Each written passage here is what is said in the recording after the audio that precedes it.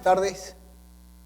Muchas gracias a mis amigos del Cato, a Dorita particularmente, a Gabriela, y a todos ustedes por compartir este rato juntos. El planteo de esta primera charla siempre tiene que ver con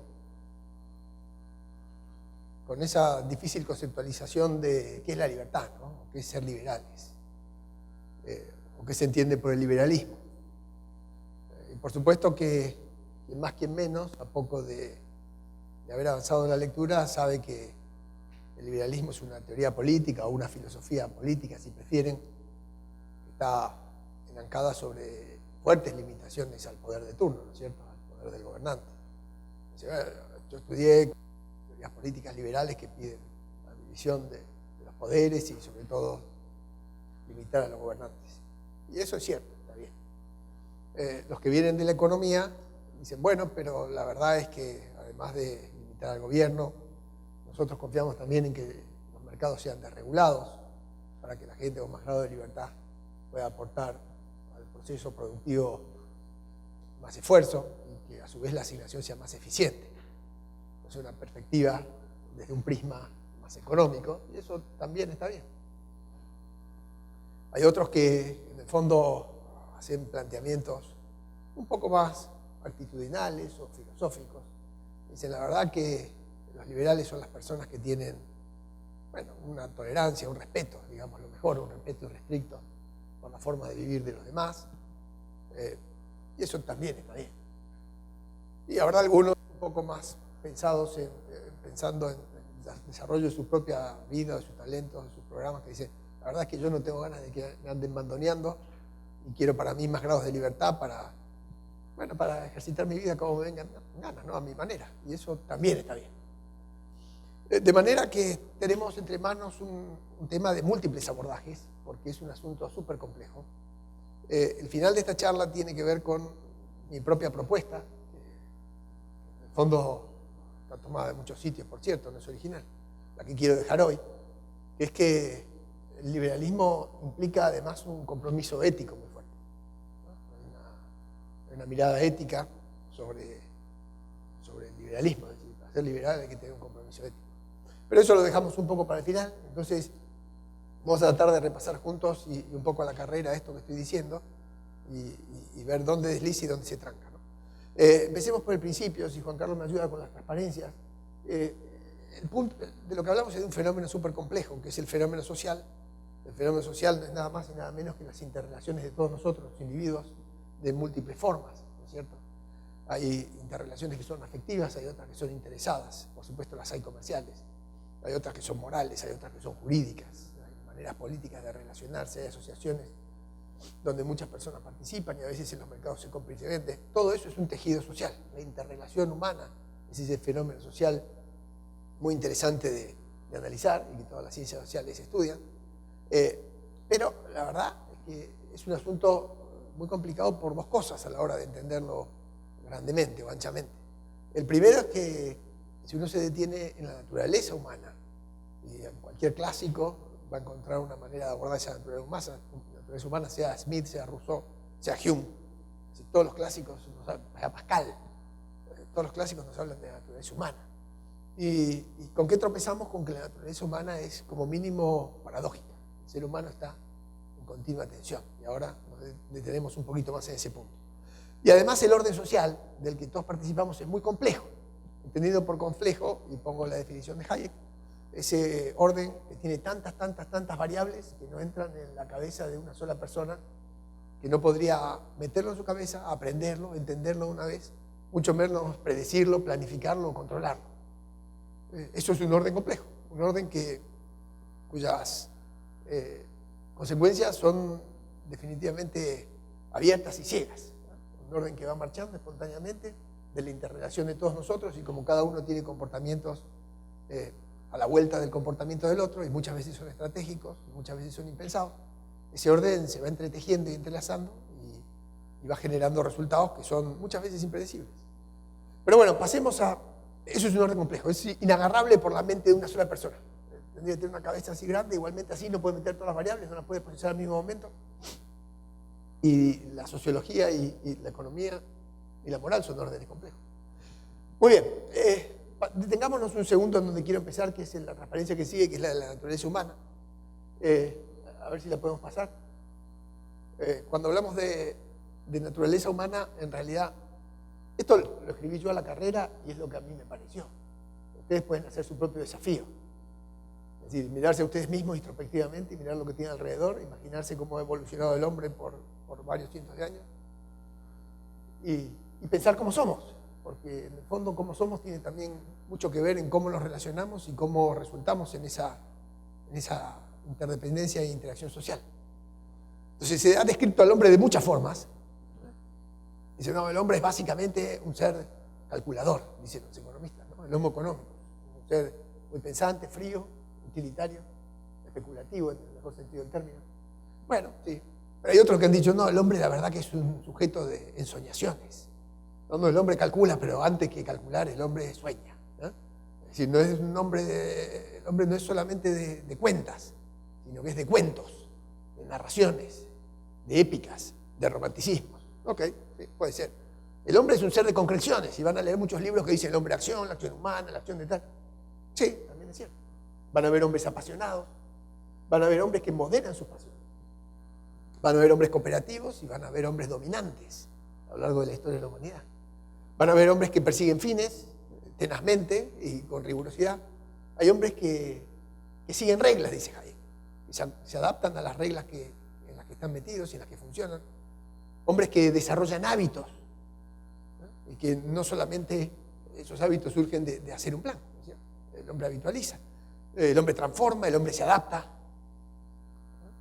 Es decir, en la naturaleza humana hay muchas cosas en tensión. El hombre busca certezas desesperadamente. Y una vez que las tiene, se abraza esas certezas.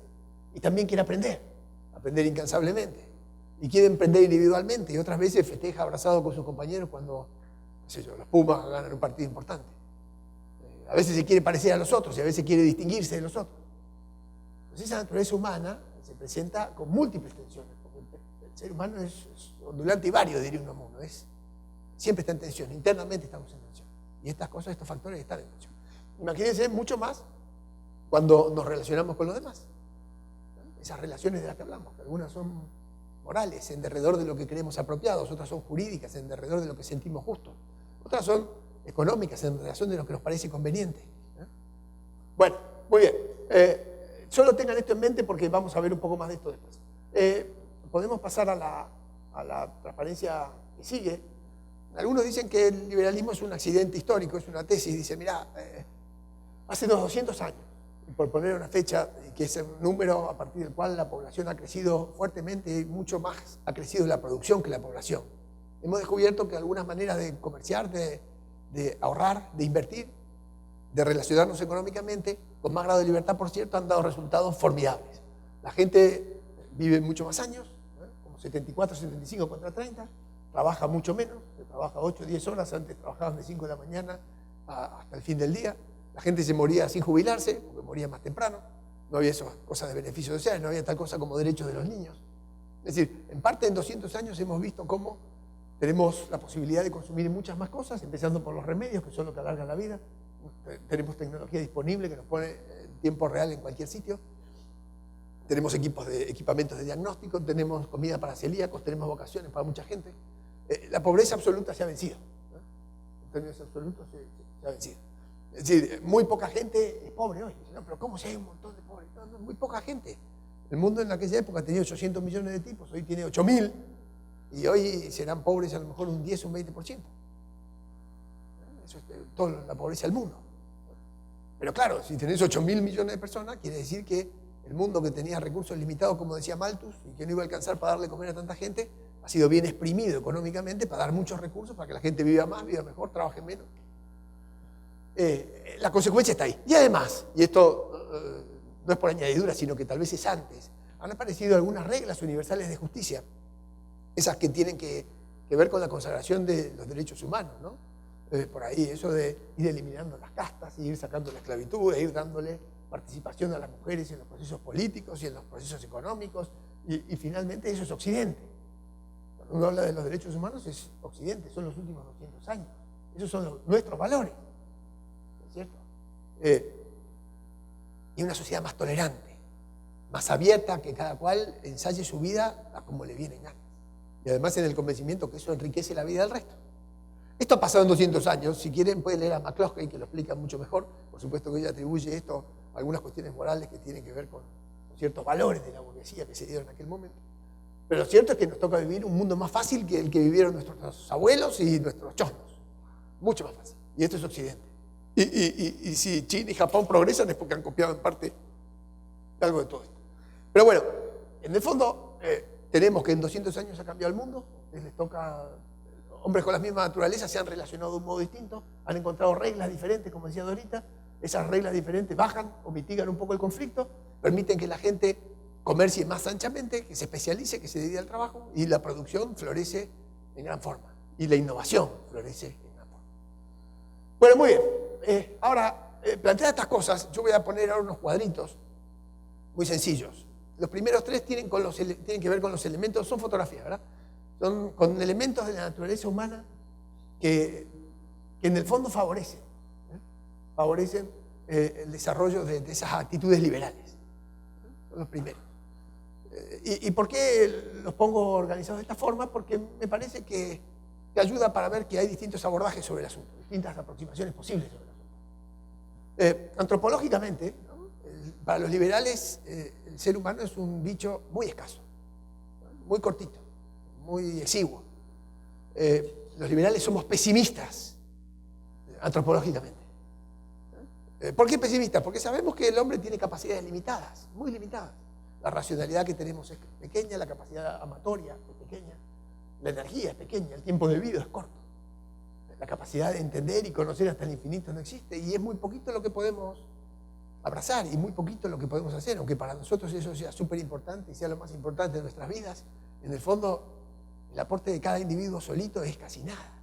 ¿Por qué casi nada? Y bueno, porque imagínate a cualquiera de nosotros en el medio de la montaña solo o en una isla solo y se dan cuenta lo poco que podemos hacer con nuestras capacidades. Es decir, todo lo que tenemos alrededor es Occidente, es de lo que vivimos, es la civilización. Es esa posibilidad de tomar ventaja del conocimiento de todos los otros, del hacer de todos los otros en una red de cooperación muy, muy ancha que se da a través del comercio y a partir de esas reglas de justicia que se han descubierto y que han permitido que las personas se respeten en su modo de vida, en su dignidad, en su propiedad, y eso es lo que ha florecido. Pero somos muy optimistas con el orden, con el resultado del orden, pero muy pesimistas con la capacidad de una persona. Y ese punto me parece importante de remarcar. Al mismo tiempo, y yendo a la cuestión, ya llamémosla más filosófica o nociológica o de la teoría del conocimiento, si quieren, ahí pueden ir a ver el fantástico libro de Sowell, que se llama Visiones en Conflicto, muy recomendable el primer capítulo. Y Pinker sigue. Entonces dice, hay visiones pesimistas y optimistas, hay visiones restringidas e irrestrictas. Porque hay otros que creen que el hombre no es restringido.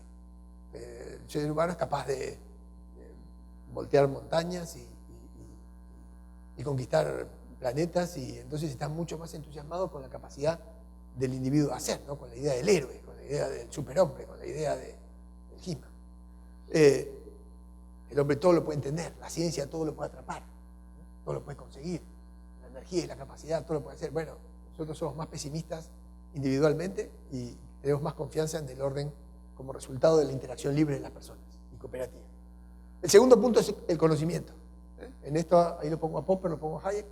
Como tenemos esa estrecha capacidad de comprensión, nos movemos con conjeturas, nos movemos con refutaciones, nos movemos con ideas y con críticas. Difícilmente en nuestra cabeza podamos llegar enteramente a la verdad, solo estamos seguros de que vamos eliminando a través de corroboraciones y de contrastaciones y de confrontaciones cosas que se demuestran equivocadas, y nos vamos aproximando de mejor modo a la verdad. Y ese es el camino, es un camino socrático, es un camino de humildad, no es un camino ni de sabios reyes, ni de tipos que lo conocen todo. La aproximación del liberal al fenómeno social y a todas las cosas es muy humilde.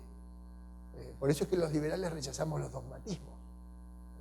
Somos hombres de carne y hueso, mediocres en general, y que nuestra cabeza da hasta un punto, y para manejar algunas cosas, una cuenta, 2 cuentas por vez, 3 cuentas por vez, ya la cabeza estalla. Estudias 3 horas, la cabeza estalla. Así es que ese proceso también es un proceso de capitalización. El proceso de capitalización es un proceso de acumulación de capital, que es lo que permite aumentar los rendimientos. No solo se da en las máquinas, se da en nuestras cabezas, se da en el conocimiento disponible en la sociedad. Ahora, si el conocimiento no está en ninguna cabeza sola que lo pueda albergar todo, ¿dónde está? Disperso en bits en todas las cabezas. Y esa es la tesis de Hayek del conocimiento disperso. Es decir, hay pequeños fragmentos de conocimiento de tiempo y de circunstancias, conocimiento particular que cada uno pone en juego. Entonces la clave no es quién tiene todo el conocimiento, quién es el gran planificador central, quién lo sabe todo, sino cómo se coordina ese conocimiento. Ese conocimiento que está en las cabecitas de mucha gente, que cada cual sabe un poquitito de algo y lo sabe bien porque es lo que mejor hace. Entonces, ¿cómo es que yo puedo tomar ventaja del conocimiento de todos los demás? Y bueno, cuando compro un iPhone, tomo ventaja del conocimiento de los tipos de iPhone. Cuando me hacen una intervención cardiovascular, tomo ventaja del conocimiento del cirujano. Y cuando me voy de vacaciones o vengo a un hotel acá, tomo ventaja del conocimiento del chef que me da de comer rico y tal y cual. Entonces, estamos tomando todo el tiempo ventajas del conocimiento de los otros a través de intercambios, a través de redes. Entonces, los sistemas de precios nos ayudan a asignar la economía. Los sistemas de regla también son transmisores de conocimiento, porque en el fondo informan las mejores maneras que la civilización encontró para vivir respetándonos los unos a los otros y las propiedades de los unos a los otros, y que respetar un contrato es mejor que no hacerlo. Y cada cual con su conocimiento puesto en juego, en ese proceso que se llama mercado, lo pone sin quererlo al servicio de todos los demás. Entonces no es que acá hay un supergenio que la tiene clara. Esto explicarlo hace 20 años era muy difícil. Muy difícil. Hoy día es muy fácil, porque Wikipedia le ganó a la Real Enciclopedia Británica. Le ganó, la aplastó. Las computadoras en net le ganaron a la S400. Le ganó. Y así van a ir viendo cómo el conocimiento está disperso. TripAdvisor le gana al conocimiento que tiene una agencia de viajes. Y todo el conocimiento en cada uno de los lugares y en redes está al servicio de todos. Y eso es en un mercado grande y libre. Y donde la coordinación se hace patente en el acto. Entonces, a la hora de conocer, esa es nuestra posición, la de humildad, la de que no se puede conocer todo y que gracias a que existen sistemas libres disfrutamos del conocimiento de los otros, puesto a disposición de todos en Occidente, en esta civilización, a través de capitalizaciones y de intercambios.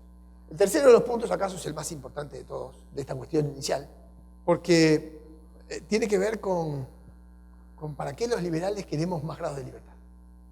Y la respuesta es simple: lo queremos para vivir nuestra propia vida y para vivirla a nuestra manera y para vivirla sin que nos mandoneen y para vivirla escribiendo nosotros el libreto de nuestro propio cuento, que nos lleva a ser los protagonistas de nuestra propia película, porque el individuo ha cobrado forma en estos últimos 200 años.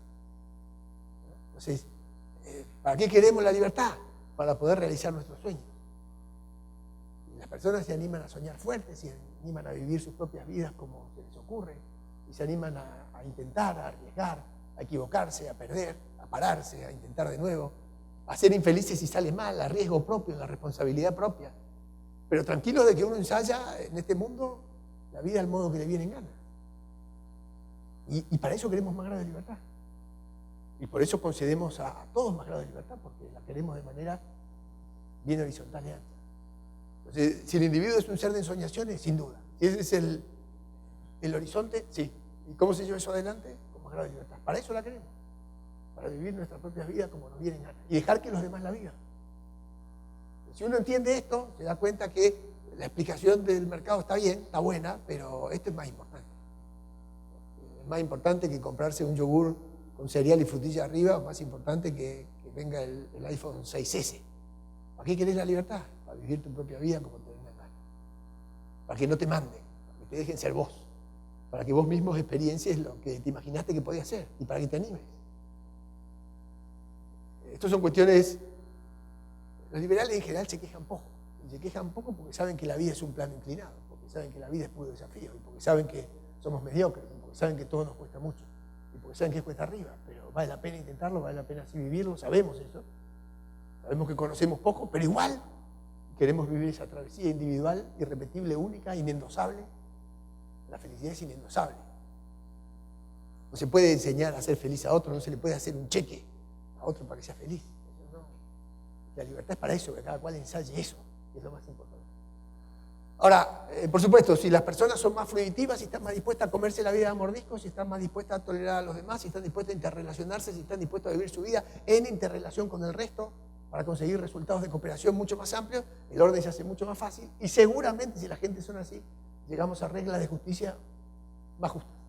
Y ahora vamos a algunos elementos de la naturaleza humana que están puestos en juego para que justamente entendamos por qué esas relaciones, ciertas relaciones entre las personas en ese fenómeno social, facilitan la emergencia de más grado de libertad. Pues no solamente que uno tenga más ganas, es que en ese juego de encontrar las reglas que Dorita hacía referencia, encontremos las mejores reglas, que son reglas universales de justicia. Vamos a los que siguen, vamos a hacer 3 lecturas acá, 2 después. Las 3 primeras tienen que ver con un enfoque que podríamos llamar sociológico, otro moral y otro jurídico, y después uno económico y uno político. ¿Por qué? Porque la ciencia social se pueden filetear y le podemos entrar al fenómeno humano matándole algunas variables y enfatizando otras. Los que hacen ciencias sociales hacen eso. Los economistas matan un montón de cosas de las personas, la simpatía, los contagios y qué sé yo, que recién ahora están dando un poco más de atención con la neurociencia, y a partir de un supuesto chiquitito homo económico calculan y por la utilidad encuentran el modo más eficiente de asignar los recursos. Los moralistas, en el fondo, lo que están tratando de explicar es qué conducta es la conducta apropiada. No es la cual es la más útil, es la más apropiada. Los abogados dicen que es lo más justo y se pasan la vida explicando esto, ¿no es cierto? Y los políticos totalmente atrapados por el fenómeno del poder, y si el poder ese, que debe ser limitado, se asigna o es el fruto de, o sirve para llevar adelante una reconciliación en un juego político, o si es solamente un mero juego de dominancia. Y así es.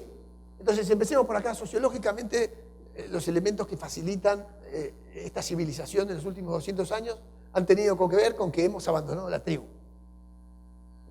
Acá hay un corrimiento, Hayek tiene muy lindas lecturas, Popper también. Lo que ha pasado es que de la sociedad cerrada nos mudamos a la sociedad abierta, de la sociedad chiquita a la sociedad grande. Los mercados son más extensos, el mundo ya global ha dejado de ser una aldea. La gente deja de vivir como en la época de los cazadores-recolectores, donde había una tribu, había un jefe o un hechicero, 3 o 4 guardianes o soldados, y se dividían el trabajo internamente en la tribu para sobrevivir. Ya no salimos de la tribu. En esas tribus los objetivos eran el de supervivencia de la tribu, y de golpe había uno que sabía más que todos, y ese es el que mandaba, y los demás obedecían, y la estructura era vertical y nunca se cambiaba. La sociedad nuestra no es la de tribus, no es la de manadas, no es la de grupos cerrados, no es la de jerarquías verticales marcadas a fuegos y estáticas. La sociedad nuestra es horizontal, es dinámica, es bien abierta, es bien ancha. No hay un solo anillo de afinidad que es el anillo familiar, hay muchos anillos. Nos relacionamos con gente a la que no conocemos, que está muy lejos y con la que intercambiamos y no conocemos. Entonces ese gran cambio de la sociedad cerrada a la sociedad abierta termina generando un cambio en los valores. Porque dentro de las tribus el valor más importante es la lealtad, por supuesto. Y el mando es vertical, y hay mandamiento. La sociedad es abierta, en el fondo, el amor, el afecto, la solidaridad, o esa idea de los 3 mosqueteros se reemplaza por la idea de respeto por el otro, por la idea de justicia, no por la idea de amor. Entonces, en el fondo, los valores han venido cambiando. Los valores que tienen las tribus no son los mismos que los de la sociedad abierta. No son iguales. A veces se nos mezclan las cosas, porque todos aquellos que hacen deporte en grupo tienen esos valores tribales ahí que te hacen palpitar el corazón. Hay un único objetivo de todos. En la sociedad abierta hay multiplicidad de objetivos. Cada cual tiene sus fines. Y cada individuo lleva adelante sus fines. Dentro de reglas se logran consensuar para que cada cual lleve adelante sus fines. Pero no vamos todos al mismo sitio. No es verdad que allá está ese lugar soñado donde estamos todos haciendo lo mismo y juntos. Esas quimeras de los capitanes de barcos que dicen, y vamos en el barco todos para allá. No es así. La vida en la sociedad abierta no es así. Es decir, mi plan de vida no aplica en el barco del otro. Y hay muchos barcos. Y no hay capitanes. Cada cual es el capitán de su propio barco. Y no tenemos por qué recibir órdenes. Y no queremos recibir órdenes. Y cada cual tiene su mapa y va por donde le da la gana, sin hacer daño al otro. Entonces, eso es crucial, porque en la sociedad cerrada hay un único objetivo.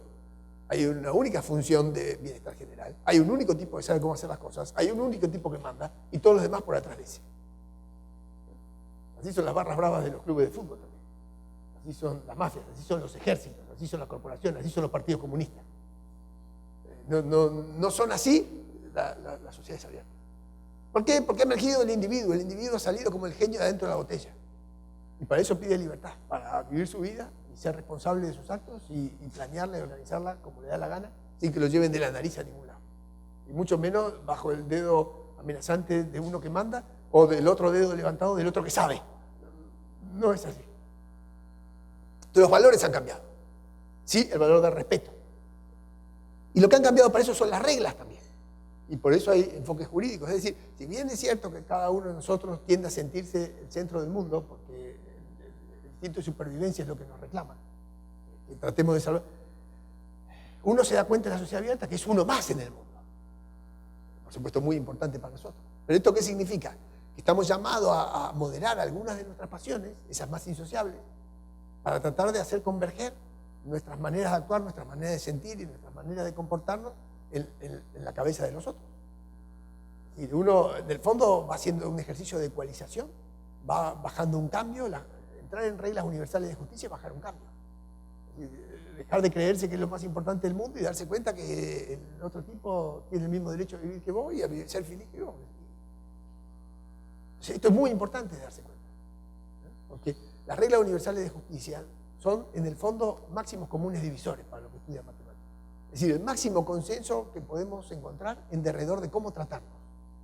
No son reglas que establecen objetivos, no son reglas que definen cosas que buscamos en concreto y en particular. No son reglas que apuntan a algo, de ninguna forma. Son reglas de dejar vivir. Son las prohibiciones, son reglas morales en el fondo, son prohibiciones universales. No matar, no robar, no estafar, no mentir. Lo que me facilita la convivencia. Entonces, esas reglas universales, que son universales porque tienen aceptación general, surgen porque a todos nos da cierta repulsa, visceralmente cierto fastidio, cuando un tipo abusa de otro, cuando un tipo mata a otro, cuando un tipo estafa a otro. Y como a todos nos da bronca las mismas cosas, es que en el fondo, de alguna forma, todos estamos dispuestos a hacer las mismas autorrestricciones para lograr un orden de más libertad.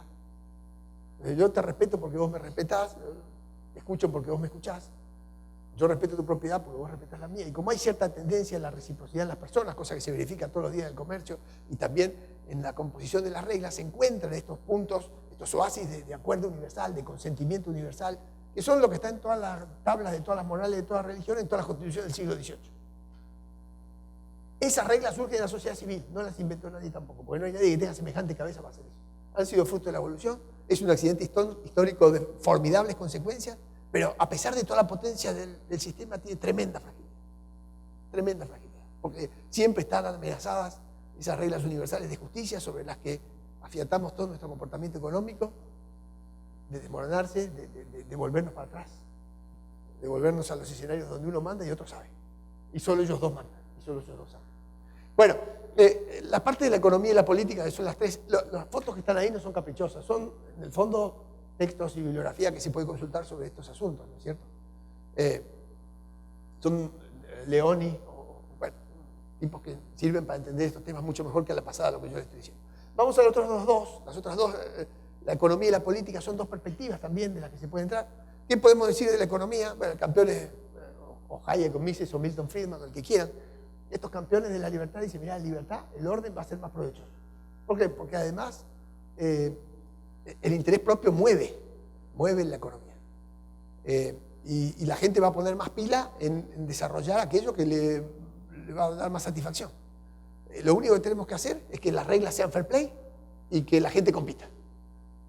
Y que compita lo más posible. Y entonces en libertad aparece la mano invisible de Adam Smith y cada cual haciendo lo mejor que sabe, se especializa en eso, trata de seducir al consumidor y vendérselo. Si no se puede estafar, si no se puede robar, si cada cual tiene derecho a tener su propiedad, las personas se encolumnan en sus labores, cada una para hacer más frutos de su trabajo, se trata de innovar para conseguir mejores resultados, trata de conseguir más medios para aplicarlos a sus planes y hacer crecer sus empresas, sus tareas, y en ese camino va conociendo más, y en el intercambio es donde se da todo este beneficio recíproco. El intercambio está basado en la simetría, ¿verdad? Es decir, te cambio porque valoro más lo que vos me das que lo que yo te doy, y a la inversa. El intercambio, cuando es libre y voluntario, significa bienestar para las partes.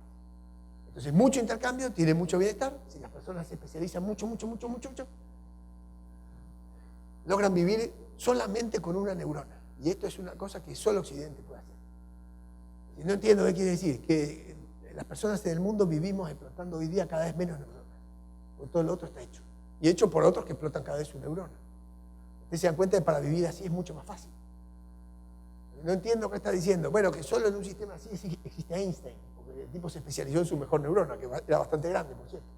Pero en un sistema así solo existe Julio Boca, que es un bailarín bárbaro. O en un sistema así solo existe Messi. En ningún otro lado puede haber tipos que se dediquen toda la vida a tocar violín, toda la vida a jugar al fútbol, toda la vida a estudiar física, toda la vida a la clase de economía. ¿Por qué? Porque el sistema te permite vivir de una sola neurona, la que mejor te ande. Y cuanto más grande es el mercado, más podés atender con esa neurona. Y la gente se especializa y por eso es que todo va para arriba brutalmente. Es muy sencillo de entender. Si estás solo en la isla, te morís de hambre. Si estás en la sociedad, haces lo que sabes hacer, y además es lo que más te gusta y lo que menos te cuesta, lo pones al servicio del otro. Por supuesto, al lado tuyo va a haber uno compitiendo con vos. Ese que está compitiendo le hace un favor al que está enfrente comprándote. Dos empresas compitiendo le hacen favor a los trabajadores compitiendo le hacen favor a las empresas. Regla justa, fair play, competencia, libertad. Y marcha solo. ¿Pero quién maneja todo esto? Nada, el mercado, el sistema de precios.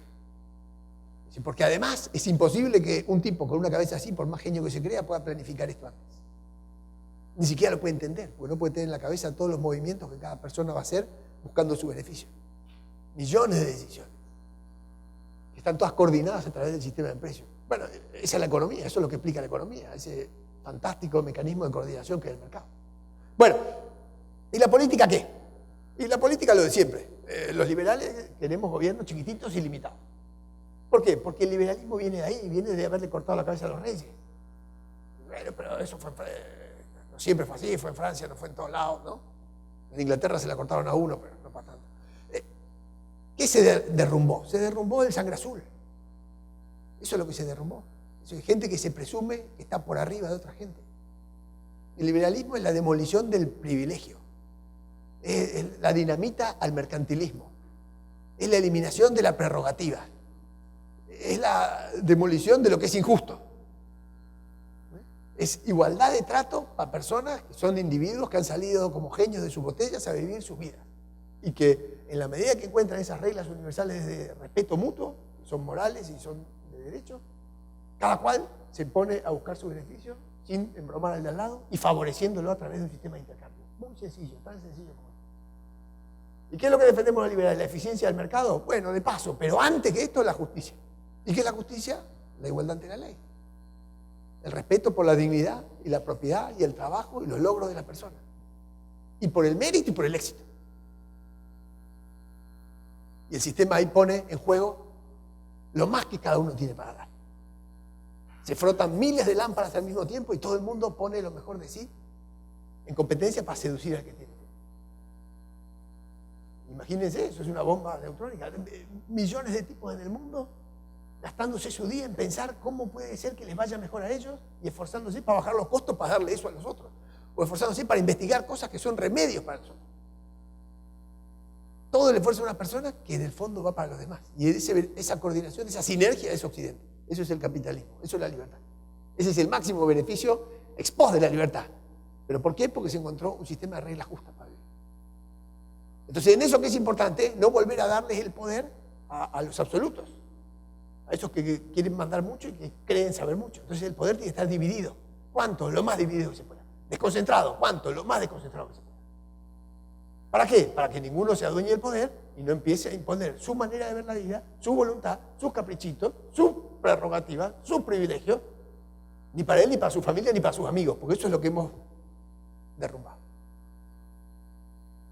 Bueno, y entonces, como se dan cuenta, lo que yo hice fue recortar esa naturaleza humana, recorté los pedazos de la naturaleza humana que menos me gustaban, por supuesto, el de la dominancia, el de la tremenda pasión y tal, y en el fondo me imaginé que vamos a llegar a un conjunto de reglas universales de justicia, que además son esas reglas morales que permiten y facilitan la convivencia y la concordia, que hacen estallar en productividad el sistema.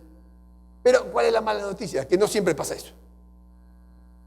Algunas reglas se descubren de manera espontánea y evolutiva, ya hay mucho dicho de esto, está muy explicado. Por ejemplo, el lenguaje no son más que un conjunto de reglas. El sujeto, el verbo, el predicado, un conjunto de reglas. ¿De dónde salen los lenguajes? De la prueba y error, de un sistema de orden espontáneo que no tiene padre y no tiene inventor. Igual que la moneda, aquellos que estudian economía, por supuesto otros estudian lingüística. ¿De dónde han salido esas reglas? De la nada. espontáneamente se encuentran maneras de hacer las cosas que se van imitando y luego se tornan habituales. Esas regularidades se perfeccionan porque además sirven y porque son útiles. Y entonces todos hablamos diciendo, designando con los mismos conceptos los mismos objetos. Y la moneda es igual. La plata y el oro le ganaron el campeonato al hierro y a la sal y a qué sé yo antes. Pero esas regularidades de comportamiento que a veces se encuentran todas juntas y sin saber cómo, Ferguson decía, la sociedad tropieza, la sociedad civil tropieza a veces con sus propias instituciones. ¿Nos damos cuenta? ¿Y por qué es así? ¿Y por qué es así? Porque hacemos la cola en el banco o en el supermercado, hacemos fila, porque es la manera más ordenada de no tener conflictos. ¿Por qué dividimos la propiedad en propiedades individuales y no en colectivas? Porque es la manera más fácil de administrar los recursos. No son casualidades. ¿Por qué se han generado matrimonios? Porque era la manera más fácil de criar los hijos, un sistema de división del trabajo. Y son respuestas a los problemas de las personas. Las instituciones son siempre respuestas a los problemas de las personas. La vida de sociedad, las personas tienen los mismos problemas y van encontrando soluciones, y las mejores soluciones se van afiatando, se van afianzando. Y uno de esos grandes descubrimientos son esas reglas universales de justicia que nosotros pregonamos. Hume dice respeto a la propiedad, a la transmisión de la propiedad, a la palabra empeñada. Pongamos antes la dignidad de la persona y agrandemos esto a la tolerancia para que cada cual viva la vida como quiera. Pero ¿cuál es el problema? Y vamos a lo que sigue. Es que no todo el mundo ve la vida del mismo modo que yo acabo de plantearlo. No todo el mundo lo ve así. Y algunos confían en otras cosas, que la política en realidad, en vez de ser un arte de la reconciliación, es el juego de la confrontación, el juego de la guerra, por ejemplo. Una visión distinta. O que el ser humano, en vez de ser naturalmente cooperativo, es de dominante. Y que en el fondo la naturaleza humana es una porquería tal y necesita un tipo que sea sabio y benevolente para que organice la sociedad civil, porque en las visiones hobbesianas el Estado está antes que la sociedad civil.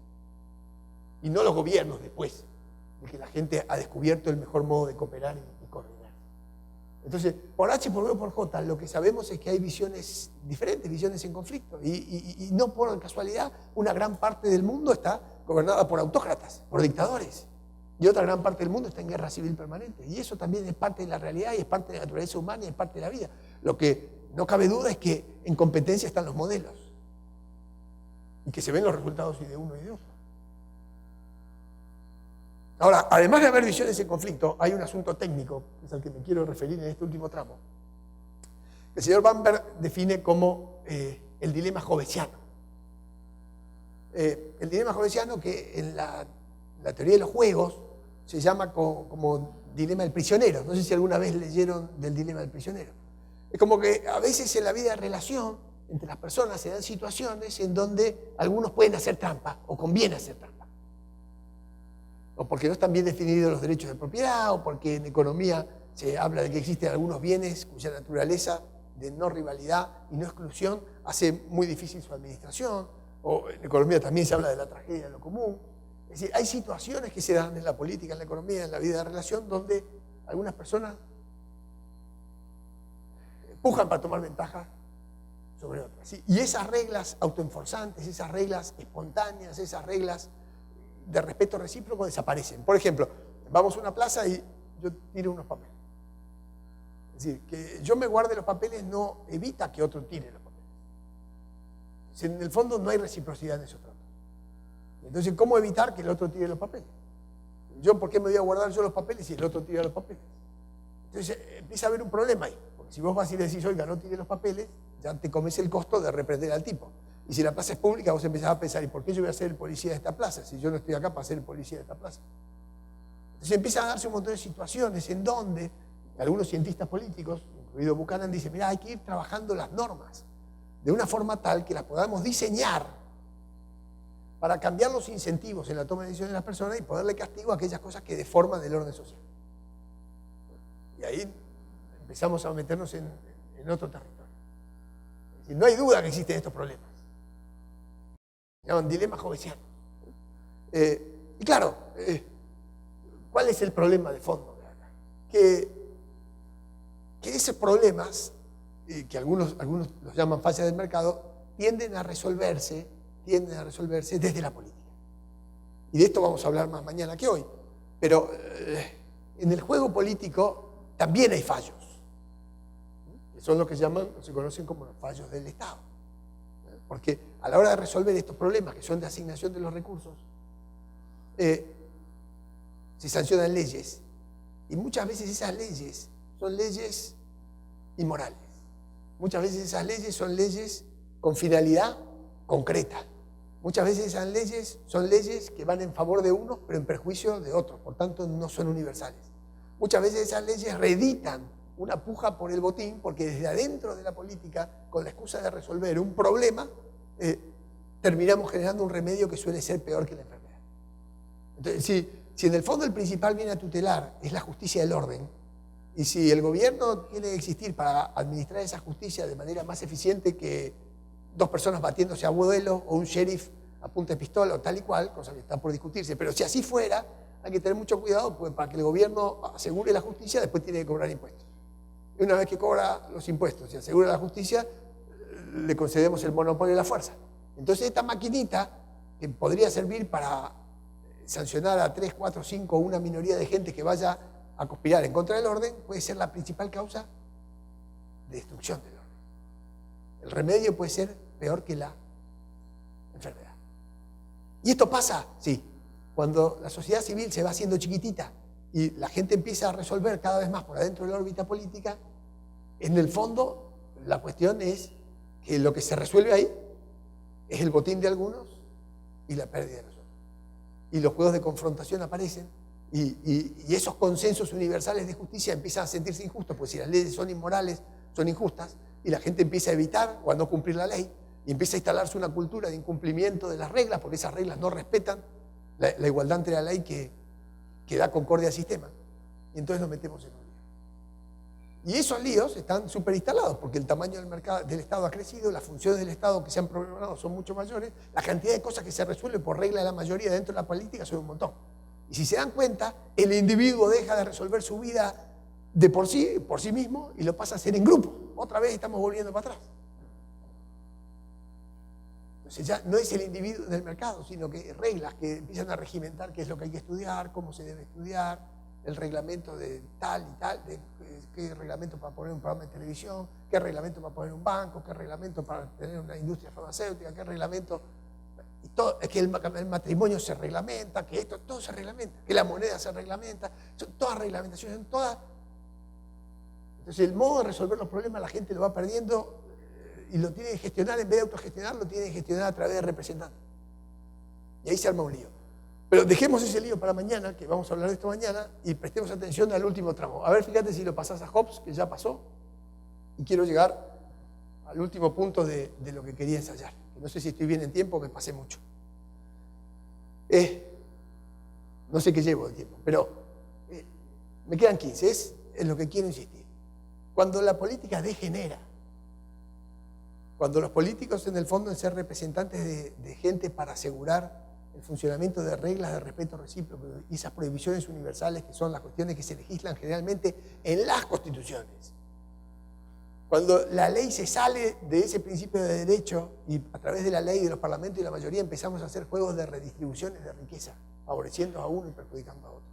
Cuando contaminamos el sistema, cuando socavamos el zócalo de esa institución que ha venido a permitir en estos últimos 200 años semejante crecimiento económico, la gente empieza a fastidiarse y siente que vive en un sistema donde hay otra vez privilegios. Y lo que se pierde es esa idea de justicia. Y lo que empieza a dar vueltas en el estómago es un sentimiento de injusticia. Y de sentirse el pato en la boda. De sentirse uno que está abajo en la pirámide y que va perdiendo movilidad para poder subir, porque le van cerrando las ventanas, le quitan grado de libertad, le reglamentan las cosas que puede hacer, le prohíben un montón de cosas que no puede hacer, le obligan a ir a donde no quiere ir. Entonces el sistema empieza a apretar como un cepo, y cada vez se aprieta más. Y entonces aparecen de nuevo esos mismos tipos que creen que saben todo y que porque estudiaron en alguna universidad afuera tienen una cabeza así grande para entender todos los problemas de la sociedad, que son muy complejos. Y se ponen a ministros tal vez, y empiezan a regimentar la vida de nuevo. Y por supuesto algunos interesados van al lado, y los interesados son los que les gusta manejar las palancas del Estado, que es el gobierno, y concentran el poder, y cada vez concentran más el poder, y cada vez tienen más mando, y cada vez nos parecemos más a aquel sitio donde nos fuimos y por el cual tuvimos tanto crecimiento, porque dejamos en libertad las fuerzas de los individuos. Volver a resolver todo adentro de un parlamento es meter a resolver por la democracia cosas que no son democratizables. No todo es democratizable. No todo hace falta resolverlo entre todos. Y no todo tiene que tener un resultado común. Y no todas las reglas tienen que estar para elegir un resultado al que tenemos que ir entre todos. No hay tal cosa como esa finalidad común. No hay tal cosa como ese bienestar general. Sí, hay un mínimo de reglas que aseguran la justicia del orden en derredor de que todas las personas son iguales ante la ley.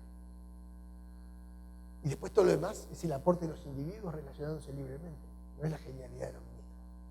Pero dadas las cosas y cómo están yendo, a mí me parece que el liberalismo, más allá de una muy buena explicación de teoría política y de una fantástica explicación de teoría económica, y por qué no, de alguna cuestión de filosofía, de teoría del conocimiento, o de una descripción más ajustada a la realidad de lo que es el ser humano, más allá de todo esto, el liberalismo lo que entraña en el fondo es un compromiso ético. ¿Por qué un compromiso ético si en el fondo las reglas morales de justicia que el liberalismo plantea son reglas que solo nos piden esforzarnos hasta la reciprocidad? Te compro, te vendo, me respeto, te respeto, me respetás. Respeto tus bienes, respetás los míos. Respeto que tengas una religión si vos respetás que yo tenga otra. Respeto lo que vos decís mientras vos respetes lo que yo diga. Si en el fondo las reglas universales de justicia que el liberalismo plantea son reciprocidad pura, igualdad de trato, conmutación pura, intercambio, esa es la base del liberalismo, es un sistema para gente de a pie, para hombres mediocres como somos la mayoría de todos nosotros, limitadísimos, que han logrado fabricar un sistema fenomenalmente bueno, a fuerza de encontrar reglas que nos ordenan y que sacan lo mejor de nosotros y lo ponen al servicio de los otros.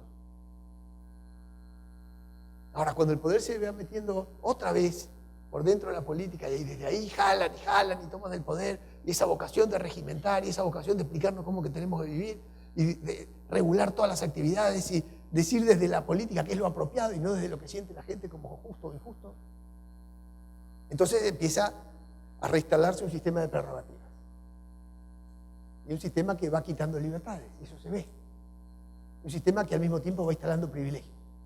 Y los votantes van cambiando esos privilegios, esas prerrogativas y van quitando libertades a unos y a otros. Y entonces ahí es donde aparece la necesidad de defender la libertad. Porque ese sistema tan portentoso resultado es fragilísimo de sustitución. Porque no hay quien se tome el trabajo de defender las reglas universales de justicia, sobre todo cuando no le tocan a uno. Entonces, ¿por qué es un llamamiento ético? ¿Por qué? Porque hay un esfuerzo del liberal que es supererogatorio. Es un esfuerzo que nadie le va a pagar. Es un esfuerzo por el que nadie lo va a compensar. ¿En qué consiste esto? Consiste en defender la libertad, pero no la propia, la del otro. Porque el sistema se empieza a horadar cada vez que a alguien le quitan un grado de libertad. Las personas tendemos naturalmente por egoísmo y por interesados en nuestras cosas a reaccionar cuando nos tocan nuestro bolsillo y nuestras cosas. Defender el sistema implica defender la libertad de los demás, la libertad por principio. No porque te conviene, sino porque la libertad se entiende dentro de un set de reglas justas. Y defender la libertad es defender la justicia del orden, es defender el igual trato, es en defender el cimiento del sistema. Entonces, defender la libertad del otro a veces significa arriesgar el tiempo, el patrimonio, la reputación, el pellejo, algunos hasta el pellejo propio, por el otro. Segundo compromiso moral es que en ese sistema político de dádivas, de tipos que concentran el poder y que reparten y que instalan su capricho y su arbitrio, te pueden convidar. En la negociación esa, en ese contrato social de la perversión y del privilegio, te pueden convidar. Mira, si no ves aquello, tenés esto otro. Te pueden servir un plato a esa mesa. Te pueden ofrecer un sillón de terciopelo, calentito, rojo, con alfombra, con chofer. Es deber moral del liberal rechazar el privilegio. Lo que no le toca a todos por igual, no le toca a ninguno, viniendo desde el gobernante. El gobernante está para asegurar la ley igual para todos, no para repartir cuotas. Ahora, claro, una cosa es quejarse de las cuotas de los demás, de los prebendarios, de los mercantilistas, de los subsidiados, de los vagos, de los ñoquis.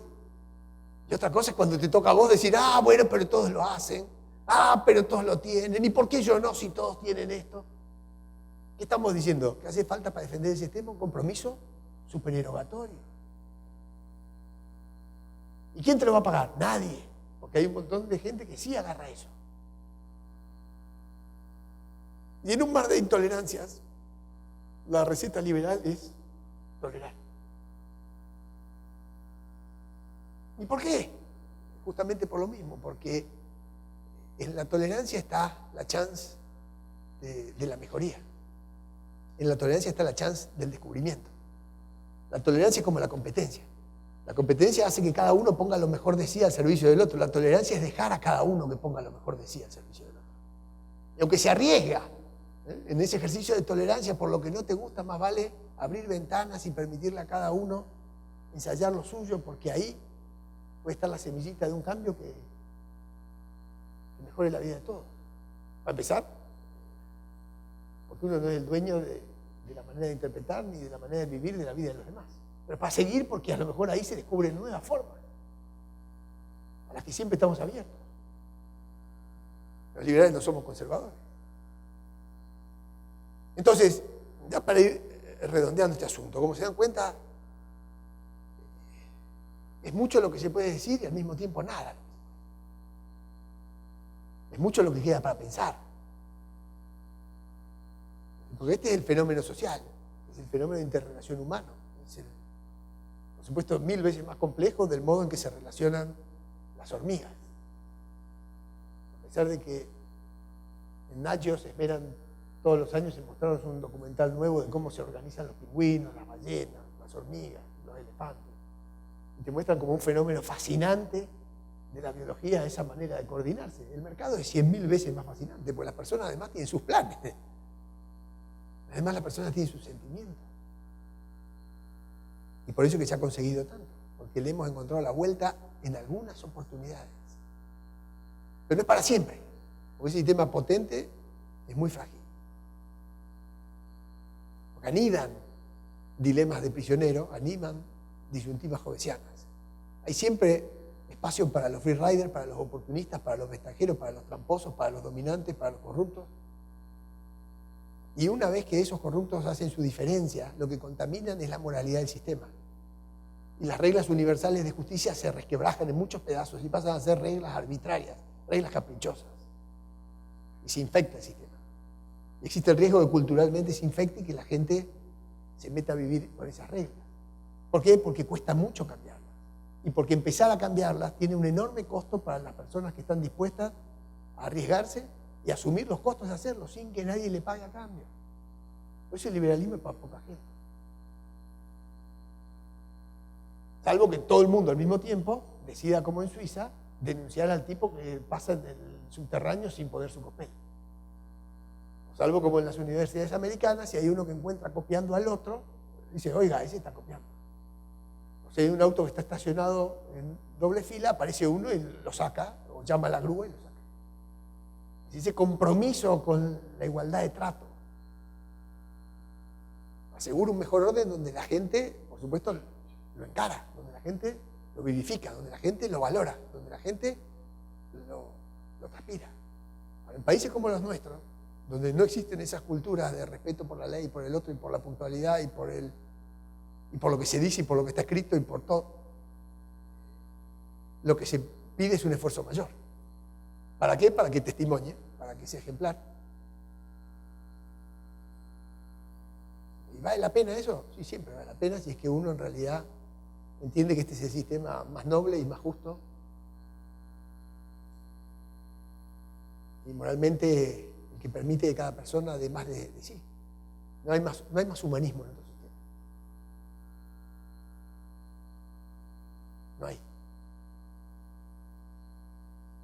Al final del cuento uno se pregunta y dice, bueno, ¿y Dorita que batalló 50 años por esta idea? ¿Y cuánto cambió? Cambió mucho. Aunque sea el poquito que cada uno de nosotros puede cambiar.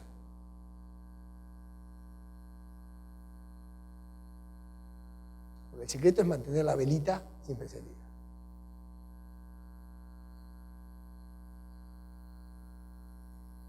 Los totalitarismos son muy oscuros, muy oscuros. y gradualmente van matando las libertades de las personas. Y las personas, por conveniencia o por su propia mediocridad, se van guardando en su propia conveniencia, en su propia mediocridad. Entonces esto no es para cualquiera. Inclusive contarlo como lo cuento yo sí es para cualquiera. Lo que no es para cualquiera es hacerlo. Pero en el fondo es un estilo de vida.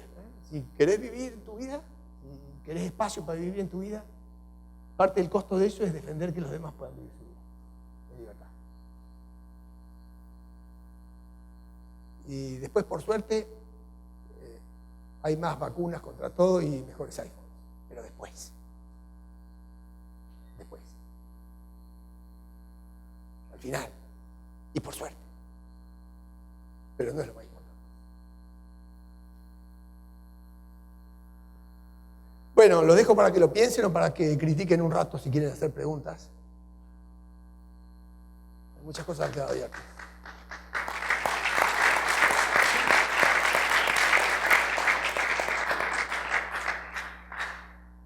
Buenas tardes. Mi nombre es Nabila Agila, de aquí de Ecuador. Yo no tengo mucha experiencia en estos temas, por lo tanto tengo bastante curiosidad para poderlo entender. Mi pregunta es sobre cómo funciona el liberalismo en entornos no simétricos. Usted habló de simetría. Sí. Simetría en las reglas, ¿verdad? A ver, pongamos las cosas como más me gusta hacerlo a mí, ¿no? Digo,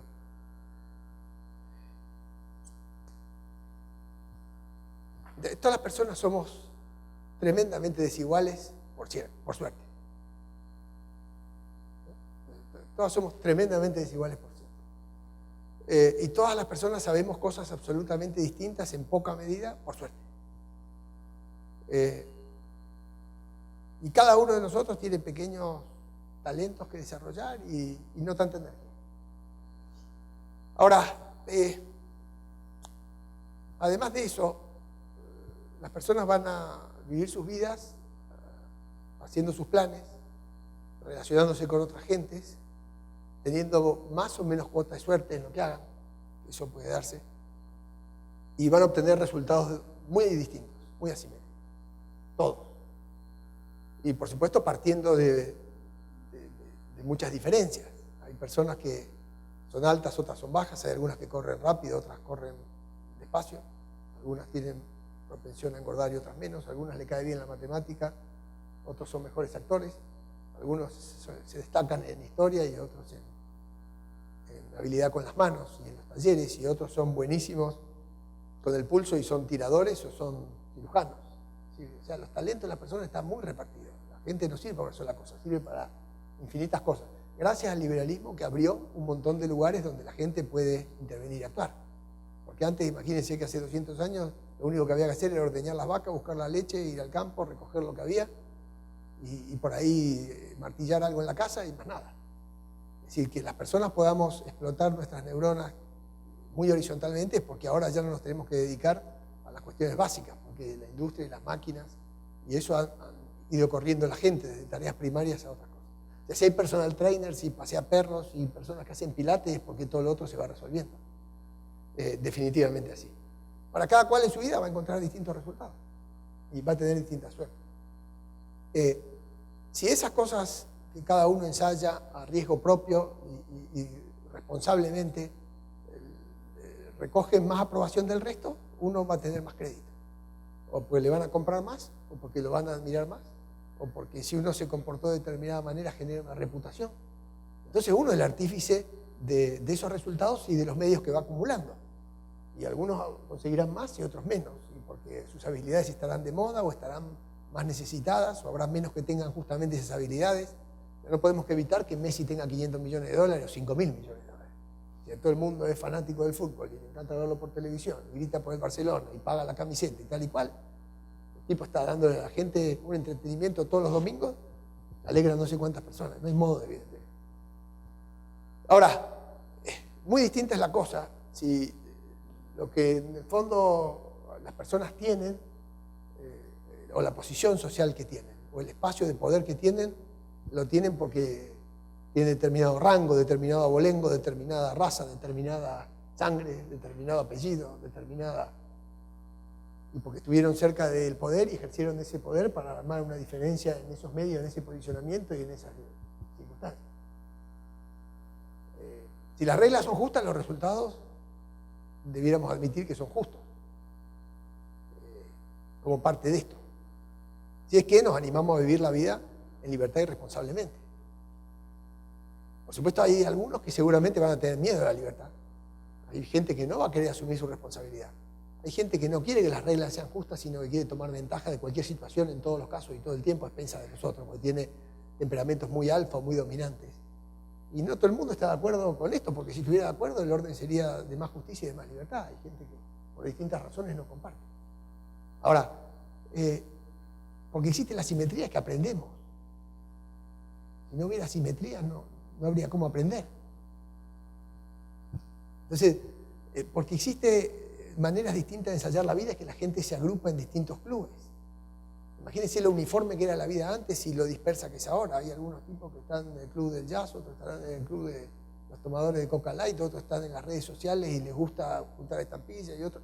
Y la vida se ha hecho muy diversa.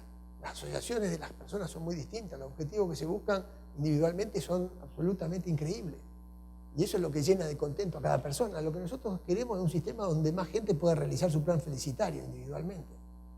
Ahora, nunca se le va a poder asegurar un resultado, porque cualquiera que intente lo que quiera intentar puede fracasar además. Lo único que sí se puede asegurar es que las reglas de partida sean justas. ¿Y esto qué quiere decir? Que no haya privilegio. Que se demuelen esas estructuras fosilizadas del medioevo, en donde si usted nacía en determinado sector, se moría en determinado sector. Y para entrar a la corporación estaba el maestro y tal y cual, y para entrar.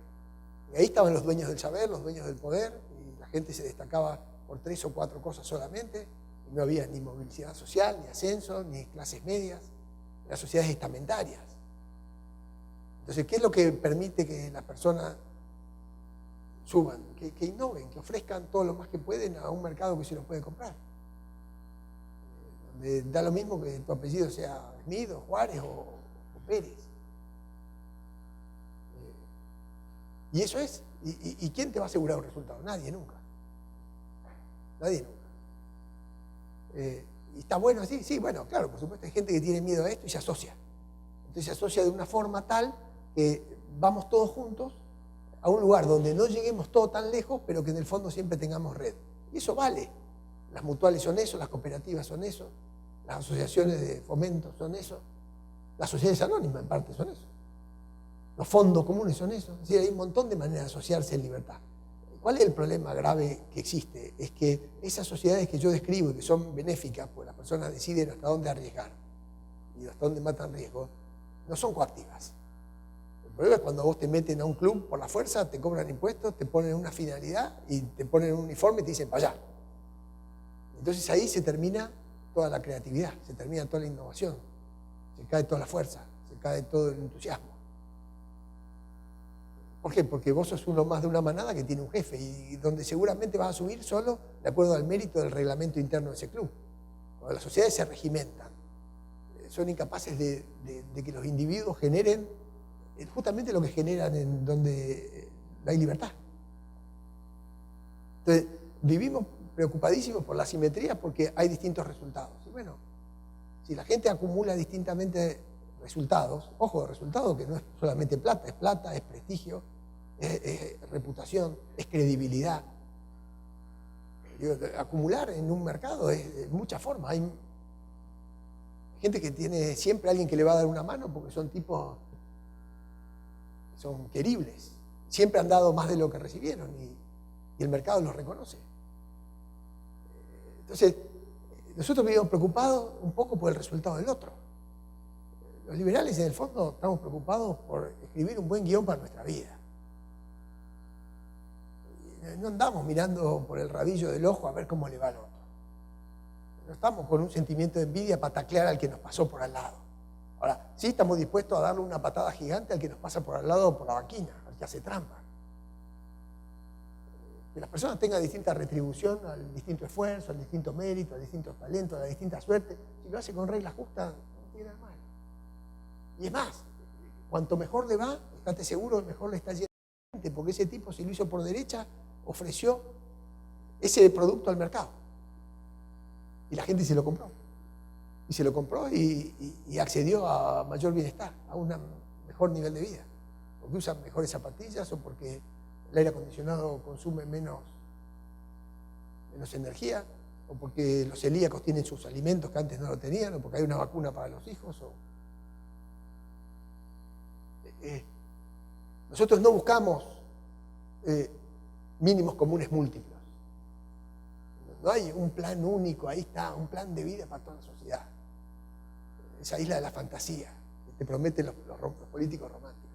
Ahí está el paraíso donde todos vamos a estar bien haciendo todos lo mismo. Eso es para los picnics de la secundaria. Y no tiene nada de lindo cuando te llevan un barco del que no te podés saltar. Entonces, multiplicidad de fines, arrestos individuales, diferencias en las concreciones, diferencias en los aportes. Un juego competitivo, pero por derecha.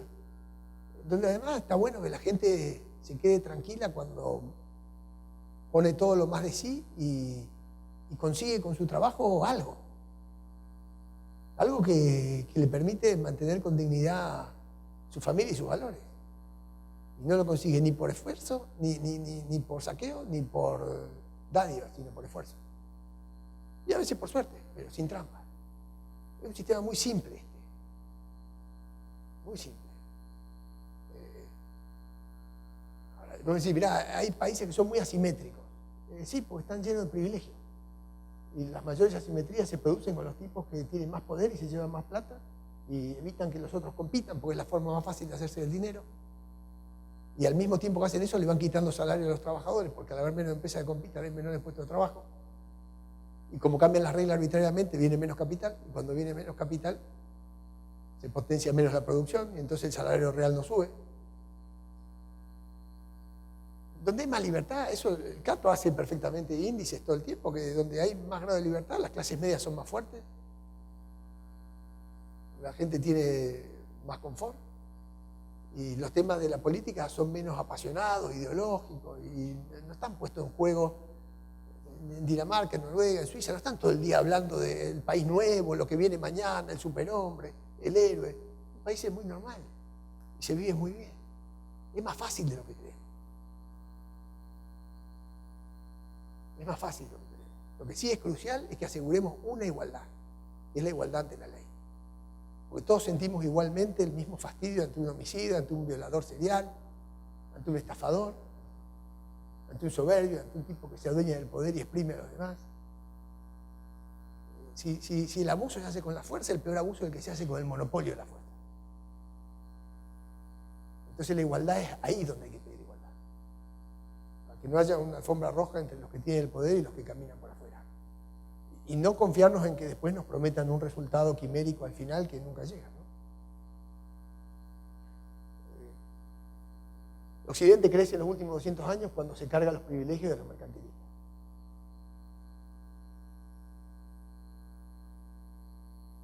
Esto es una revolución de justicia. Después, un gran resultado económico. No sé si lo logro transmitir bien, ¿eh? Porque la gente es diferente, es que tenemos de qué aprender. Porque la gente se esfuerza distinto, es que hay distintos ejemplos. Porque hay distintos resultados, es que la gente se entusiasma de distintas formas. A fin de cuentas, todos nosotros vamos buscando aprobación. Y lo que está bueno es tener aprobación del mercado por las buenas. Y cuando vos te aplauden y te vas a dormir tranquilo, conseguiste lo que hayas conseguido, tenés que estar contento que te realizaste. Dejaste algo por la senda que vale la pena vivir, la que mirás para atrás y le queda a tus hijos. Si estuviste saqueando, si estuviste pisoteando de la cabeza a los otros, si estuviste haciendo trampa, no creo que... Bueno, algunos se dormirán tranquilos, pero nosotros no inconscientes. Buenas tardes. Mi nombre es Medardo, soy de aquí de Guayaquil, Ecuador. También soy nuevo en este tema, en esta filosofía, conociéndola. Mi pregunta es, ¿dónde queda dentro de esta filosofía temas como la empatía, por ejemplo? Muy superficialmente se entiende mucho como yo. Obviamente no envidio al otro su progreso siempre y cuando lo haga bien, pero, por ejemplo, si naciste con una discapacidad, bueno, eso es problema tuyo. ¿Dónde entra eso dentro de la filosofía? Si naciste con una discapacidad, es problema tuyo, ¿sí? ¿Sí? Yo soy ciego desde que nací casi. Y a mí nadie me regaló nada. Y si entendés que es tu problema, podés salir. Si entendés que es problema de los otros, tu vida se te va mendigando.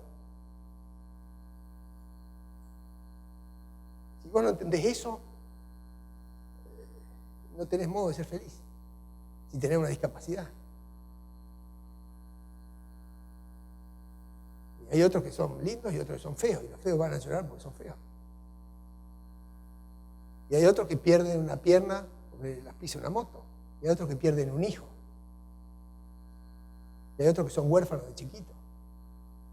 ¿Y qué es problema de todos los demás o de quién? Pero lo primero en el liberalismo es asumir la responsabilidad. Ahora, que te va a ayudar mucha gente cuando vea que vos estás en una situación dramática o más difícil, no tenga duda que sí.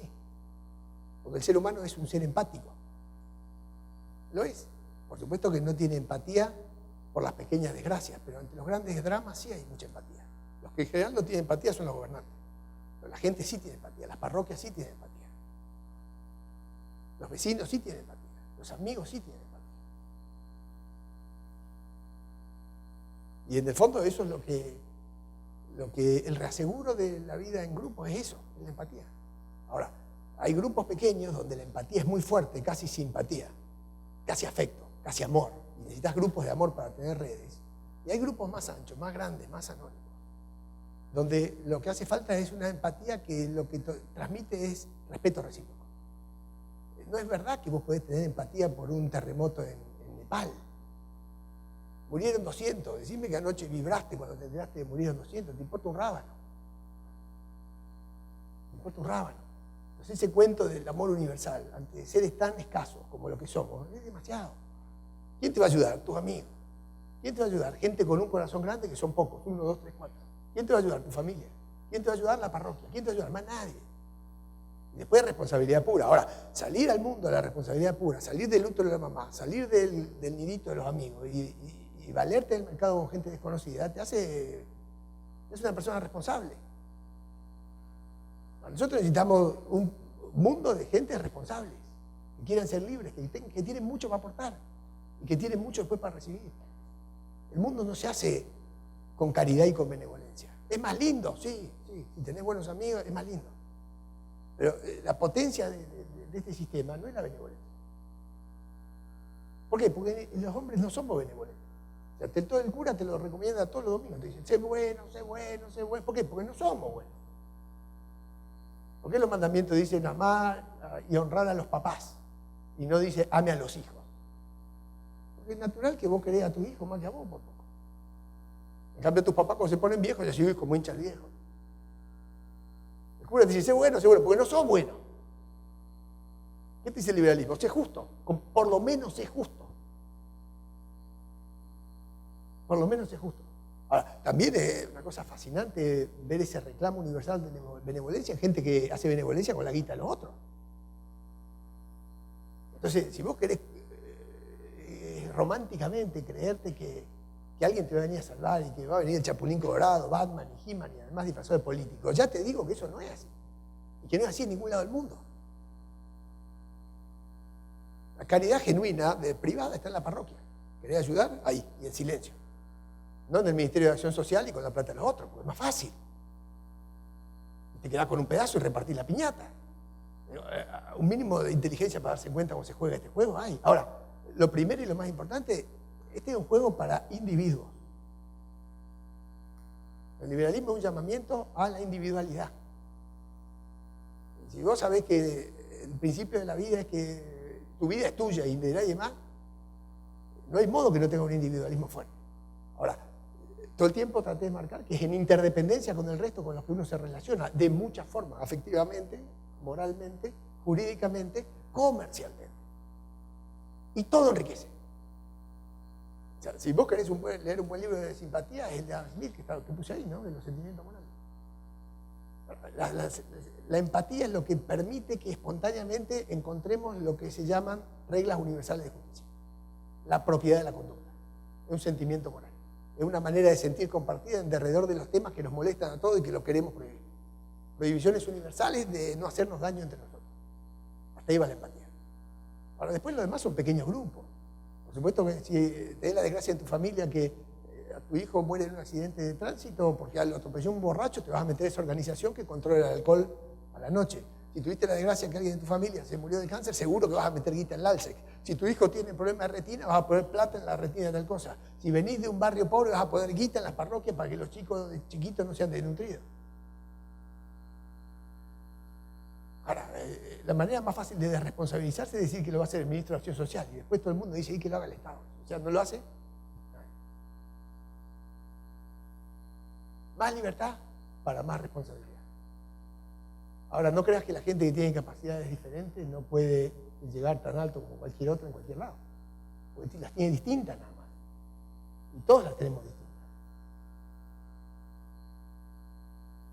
Entonces, eso ya ponerse por arriba de uno que le falta una pata es un poco soberbio. ¿Quién dijo que no va a ser feliz porque le falta una pata? ¿Y quién dijo que no se la va a arreglar mejor que vos para que no le... ¿Y quién dijo que no se va a hacer otra cosa mejor que la... ¿Y quién dijo que el mercado no lo sabemos? ¿Y quién dijo que no puede ser feliz, que es lo más importante de todo? Si las cosas trascendentes no pasan por esto, pasan porque la gente sea feliz. Y para que sea feliz hace falta más libertad. Y que se anime a vivir la vida. Que no espere que le endosen felicidad, ni que crea que va a poder endosar felicidad, porque eso no se puede. Y ese es el compromiso. Si logramos que la gente entienda esto, y que vale la pena y que se puede, y que en reglas justas que solo te aseguran fair play, vas a tener más chance de ser feliz que de otra manera, los órdenes sociales van a ir cambiando cada vez hacia más grado de libertad, hacia la comprensión de las minorías, hacia que las mujeres participen adentro de todos los regímenes en todo el mundo. Y además, por suerte, va a haber más iPhone 7, 8 y 9 y más remedio para el cáncer. Una pregunta por acá. Soy Derian Villamar y soy aquí de Guayaquil, Ecuador. Tengo una pregunta acerca de la libertad para los empresarios. Ellos tienen la libertad de reducir sus costos cuando lo que ellos quieran. Sí. Así que pueden despedir y sacar gente de sus empresas cada vez que ellos prefieran. Sí. Así como, ¿cómo respondería la libertad a la desigualdad que existe de salarios entre un trabajador normal, como se da en ciertos países, con la de un empresario? Sí, está bien. O sea, lo que te defiende a vos no es la ley del Ministerio de Trabajo. Lo que te defiende es que haya muchos empresarios peleándose entre ellos para contratarte. O sea, el único modo que vos estás a salvo no es que venga el ministro de Trabajo y te cuide, sino que haya muchas empresas que compitan y digan, me llevo a ese que es bueno. Y entonces, el día que venga otro y dice, me llevo a este que es bueno, el empresario donde vos trabajás se agarra la cabeza y dice, estábamos pensando en aumentarte justo ayer. Y entonces ahora te vamos a dar el aumento y para que te quedes, porque te queremos decir, pero vea, tuve 10 años acá, nunca me aumentó, ahora me ofrecen eso, quédate acá y te voy a dar más. Así funciona. Che, pero no siempre, pero la mayoría de las veces. Ahora, las personas también tienen derecho a decirse, mira, trabajé hasta ayer, era un puesto clave para tu empresa, y me voy, porque encontré una novia francesa o húngara, me voy. Y el empresario dice, 20 años invirtiendo en este tipo, le pagué los máster, le pagué esto, le pagué lo otro, me va.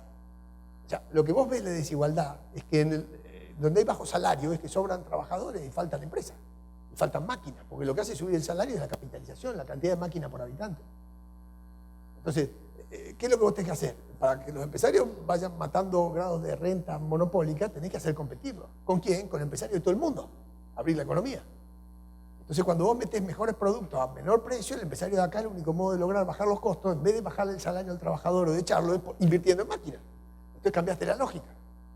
Para que el tipo compita, en vez de exprimir a los laburantes, le tenés que abrir la frontera, sacarle a los leones que están en todo el mundo y decir, mirá, si yo tengo una ventaja en el café o en el chocolate o lo que sea, voy a meter las mejores máquinas acá, voy a hacer los mejores chocolates acá, mejor que en Suiza, voy a invertir acá y va a haber 100 fábricas de chocolate porque el chocolate está más cerca acá que los Alpes. No sé decir que el chocolate fuera el ejemplo, da lo mismo. O los camarones o lo que fuera. En lo que claramente tenés ventaja. Y podés tener ventaja en muchas otras cosas. Entonces, ¿qué es lo que tenés que hacer? Que metan mucha guita en inversión. ¿Cuándo van a invertir? Cuando sienten que pierden el negocio y otros se lo amenazan. Porque ninguno invierte si vos le das un costo de casa, si le das una patente de corso, y le dejás que tome de rehén a los consumidores vendiéndole basura bien cara o a los trabajadores pagándole nada y exprimiéndolo. La competencia es lo que hace, libertad y competencia, lo más ancha que se pueda. Y los trabajadores después se olvidan de las leyes laborales. Porque ese empresario tiene mucho peso. Cuando negocie con el ministro, ¿qué va a negociar? ¿A favor del trabajador? Cuando negocie con el sindicalista de turno. No sé si pasa esto acá, pero en la Argentina los sindicalistas están 80 años en los cargos. ¿Por qué? Pues negocian con los empresarios del sector. Y que los salarios han subido mucho y van subiendo a lo que sube la tasa de capitalización, porque no se puede pagar más salario que la tasa de capitalización porque la empresa se funde. Salvo que cierre la economía y le haga pagar la pérdida a todos los consumidores y a todos los trabajadores. Abrir la economía, hacerlos competir, que metan inversión, que suba el salario real y después te olvidas de eso. Y cada cual pierde fuerza, pierde poder de monopolio, le quitas poder. Haciéndolo competir le quitas poder. Y los hace esforzarse para que los consumidores le compren a ellos. Mejor calidad, más barato, más rápido. No hay nada más potente. Lo que es una cosa muy increíble es como algunos países que dicen proteger a los trabajadores cierran las economías para que tengan ese trabajo de mala calidad, siempre con un costado de desempleo que baja el salario a casi cero porque están golpeando para entrar. Las empresas no vienen a invertir y los productos que hacen son realmente malos, no exportables y los venden caro. Entonces, nunca van a estar al servicio de que los trabajadores tengan movilidad social y asciendan y que su hijo el día de mañana vaya más arriba todavía. O sea, ¿cómo los ponen a los empresarios contra la pared? No con un ministro que los va con el dedo así, porque se conocen todos, toman cóctel en el mismo lugar. Tienen que poner jaque con empresas de afuera que vienen más grandes y que le vienen a vender ahí adentro. O del mundo. Y si son buenos, van a salir a vender al mundo y van a vender también. ¿Eh? Y acá los trabajadores van a tener donde laburar en empresas que tengan espacio internacional. La fuerza de la competencia es muy potente, muy potente. Si está sobre reglas justas, porque si vos la convertís en competencia biológica, y yo que soy grandote y vos que sos chiquito y te empiezo a dar palazos así en la cabeza hasta que te escondo, la competencia no es por la supervivencia, es una competencia dentro del fair play. Yo creo que eso, los países que están más abiertos van viendo cómo el salario real va subiendo, de a poquito, ¿eh? Pero va pasando.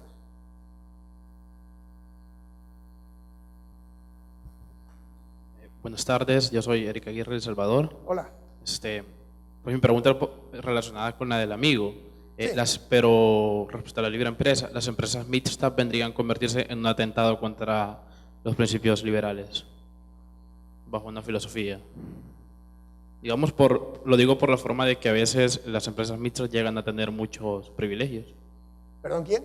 Las empresas mixtas. Sí, claro, por supuesto. Pero, ¿y las empresas privadas?